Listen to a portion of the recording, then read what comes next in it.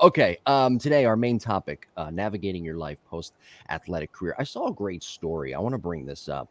Um, Earlier in the week, this is one of the key points to navigating your life post athletic career because I've always said there is the athlete's age and then there's the regular life age. People always say your life, you've got your whole life ahead of you and it doesn't start until you're 35.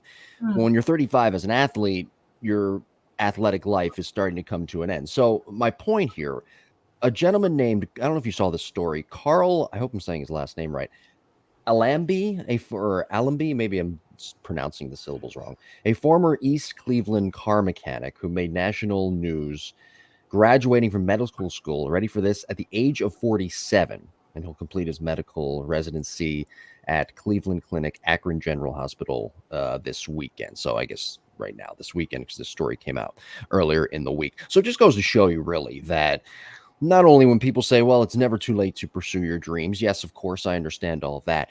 But sometimes with athletes, we get into this mindset of when we reach the age of 30, post and thinking about this post athletic life, we think we're very, very old when in reality, we're still very, very young. And there's still a lot of opportunities opened up for not just athletes, but regular adults in general. Absolutely. And, it's interesting. You said 30, 35 and athletic career is over it is a very small, I think, percent of males that get to play post college. But then there's an even smaller percentage of females that have that opportunity to continue to call themselves an athlete that's competing professionally post college.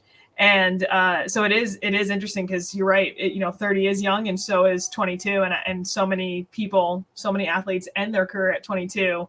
And I had family members, like people close to me, say that hey, well, you've been to the moon. Everything else is kind of downhill from here. Talking about the rest of your life. Yeah. Grant, that was probably projecting, certainly him probably projecting his life on other people. But it is crazy to think that a lot of people graduate thinking like, okay, well, I just experienced the best days of my life and now I'll figure out the rest maybe.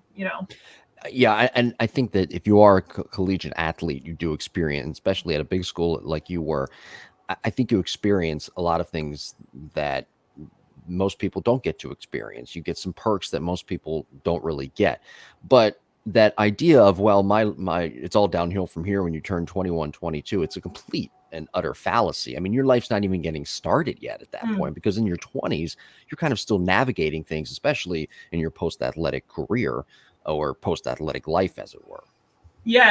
And it's crazy too, because people say, from an outside perspective, I think when teenagers look at people in their 20s and they're like, oh, they're so cool. They're living on their own. They're doing these cool things. And, people who are older look at people in their 20s and are like, oh, to be 20 again. And yet I remember being 25 and looking around and all my friends were experiencing anxiety. All my friends were like, I don't know if I picked the right career. I don't know if I'm in the right place. It's of course, like once you're done as an athlete, you have to deal with your whole identity shifting.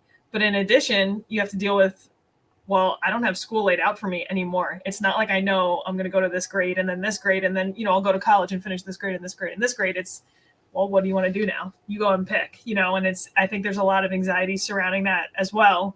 In addition to, well, now who am I without my sport?